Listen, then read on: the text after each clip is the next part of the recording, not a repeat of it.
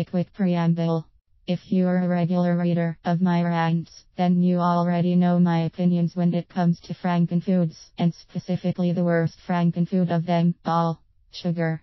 With high fructose corn syrup HFCS being the most dangerous, and I'm certain that you also know by now that I never express my opinions unless I'm certain they have good grounding, my own experience, solid evidence or documented/video proof, provided by physical and scientific study. Well, all the lies, denials and duplicity that has been created, enforced and encouraged by Big Sugar for decades are being further exposed.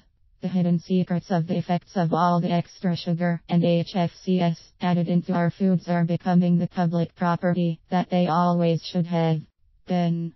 Yup, though it's been known by some of us for years, it's becoming even clearer.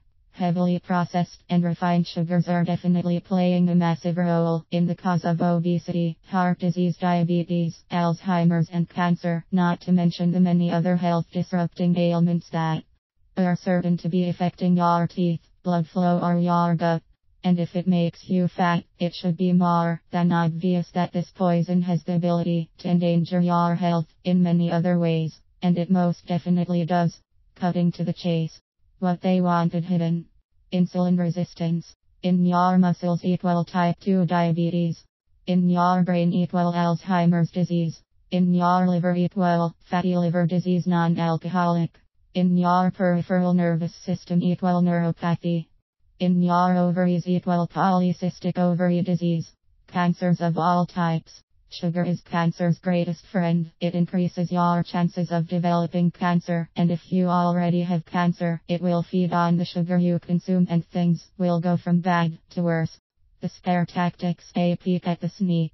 While nutritional ignorance, encouraged by the big food and big sugar corporations, can be understood and forgiven, the same cannot be said for the food industry itself when it has clearly known and has definitely discussed the links between processed foods and chronic diseases for many past decades, and has subsequently downplayed, vilified and ignored them for the sake of market shares and cash.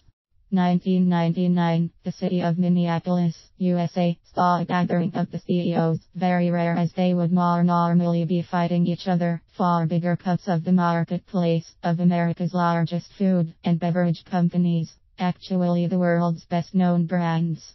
They were bluntly presented with all the evidence and proof of the deadly realities of sugar by two of their own, who were actually seeking more funding so they could carry out further studies of the sugar/disease links, thus improving the lot of the food industry. Big Food were, and still are, risking the same type of trials that the tobacco industry faced back in the 50s. The two guys presenting the facts were berated and ignored. Money outweighed the health risks of the world populace, Wall Street, etc. was far more important. And how about this? From the mid-1950s right through to the mid-1990s, the tobacco industry faced major litigation procedures for 0+ years of fines, lawsuits and law changes, all after it was proved that the tobacco industry worldwide had carried out a decades-long campaign of lies, denials and duplicity regarding the health-destroying risks inherent in the products they were selling to the public. Sounds familiar, right?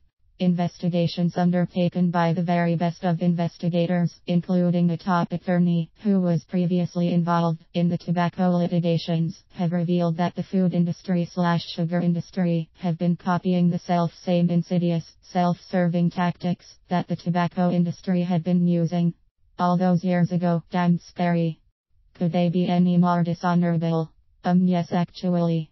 Back in 1972, a British nutritionist, Dr. John Youngkin, who had been studying the effects of refined sugar for something like 30 years as it gained power and impetus in the food industry, wrote a book called Pure White and Deadly.